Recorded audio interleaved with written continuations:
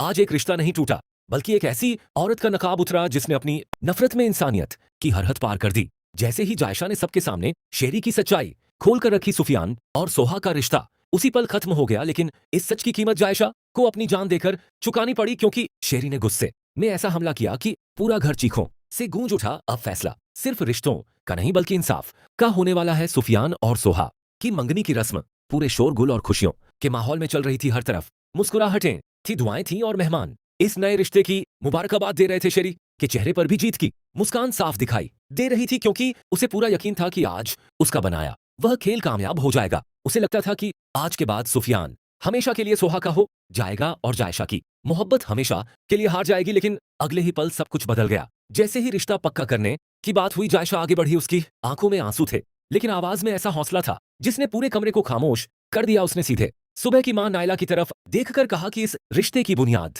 झूठ, धोखे और साजिश पर रखी जा रही है। उसने एक एक करके शेरी की सारी करतूतें सबके सामने खोलनी शुरू कर दी। उसने बताया कि किस तरह शेरी ने लोगों को एक दूसरे के खिलाफ भड़काया, झूठे इल्जाम लगाए और सिर्फ अपनी जिद पूरी करने के लिए सबकी जिंदगी से खेलती रही। जैसे जैसे जायशा बोलती गई, वैसे वैसे शेरी के चेहरे का रंग उड़ता गया। उसे समझ नहीं आ रहा था कि अब खुद को कैसे बचाएं। पूरे घर में सन्नाटा छा गया। किसी को यकीन नहीं हो रहा था कि शेरी इतना बड़ा धोखा दे सकती है। नायला ने गुस्से से शेरी की तरफ देखा और फिर साफ शब्दों में कहा, जिस खानदान में सच से ज्यादा झूठ और साजिश की अहमियत हो, उस खानदान से हम कभी कोई रिश्ता नहीं जोड़ सकते। इतना सुनना था कि सोहा भी अपनी जगह से उठ खड़ी हुई। उसने सुफियान की तरफ देखा और भारी दिल से कहा, मुझे अफसोस है, लेकिन मैं ऐसे माहौल का हिस्सा नहीं बन सकती जहां हर रिश्ता झूठ पर खड़ा हो। बस उसी पल सुफियान और सोहा का रिश्ता टूट गया। ये सुनते ही शेरी का गुस्सा साथ आसमान पर पहुंच गया। उसकी सारी चालें एक ही पल में बर्बाद हो चुकी थी। जिस जीत का उसने सपना देखा था, वही उसकी सबसे बड़ी हार बन गई। उसे सिर्फ एक ही इंसान दिखाई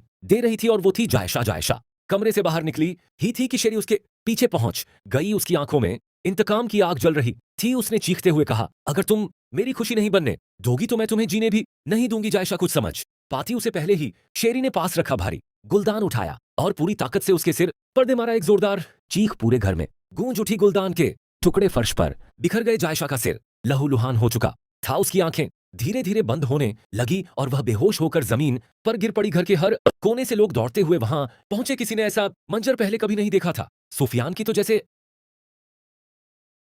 सांसें ही रुक गईं। उसने दौड़कर जायशा को अपनी बाहों में उठाया। उसके हाथ खून से भर चुके थे। हामिन साहब ने जैसे ही यह मंजर देखा, उनके पैरों तले जमीन खिसक गई। उन्होंने गुस्से और दर्द से कांपती आवाज में कहा, शेरी, तुम्हें इस बात का अंदाजा भैया कि तुमने क्या कर दिया? तुमने सिर्फ एक लड़की पर हमला नहीं किया, बल्कि पूरे परिवार की इज्जत और भरोसे का कत्ल कर दिया है। शेरी अब भी अपने गुस्से में खड़ी थी, लेकिन उसके चेहरे से साफ दिखाई दे रहा था कि उसे अपनी गलती का एहसास होने लगा है। अब उसके पास खुद को बचाने के लिए कोई झूठ नहीं बचा था। उधर सुफियान और घरवाले बिना एक पल कमवाए जायशा को अस्पताल लेकर भागे।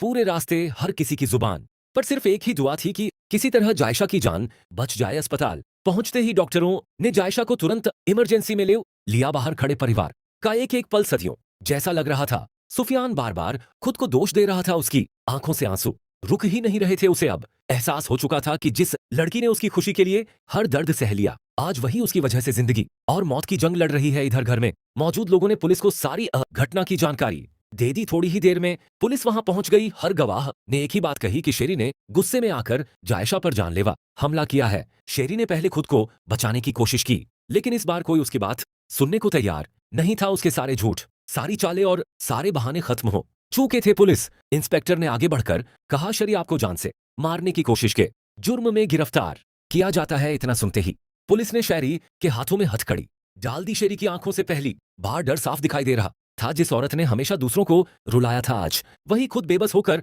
पुलिस के साथ जा रही थी। उसका इंतकाम, उसकी नफरत और उसका घमंड सब खत्म हो चुका था। अस्पताल में कुछ देर बाद डॉक्टर बाहर आए। सबकी सांसें थम गईं। डॉक्टर ने कहा, खतरा अभी पूरी तरह टला नहीं है, लेकिन सही समय पर अस्पताल लाने की वजह से हमने उनकी जान बचा ली है। अब उन्हें होश आने का इंतजार करना होगा। ये सुनते ही पूरे परिवार ने राहत की सांस ली। सुफियान की आंखों से आंसू बाहर निकले। उसने आसमान की तरफ देखकर शुक्र अदा किया और दिल ही दिल में वादा किया कि अब वो कभी जायशा का साथ नहीं छोड़ेगा। दूसरी तरफ शरीर सलाखों के पीछे बैठी अपनी बर्बाद जिंदगी को देख रही थी। उसे अब समझ आ चुका था कि नफरत से जीती हुई हर लड़ाई आखिरकार इंसान की सबसे बड़ी हार बन जाती है। उसने दूसरों की खुशियां छीनने की कोशिश की थी, लेकिन बदले में अपनी आजादी, अपना सम्मान और अपना भविष्य हमेशा के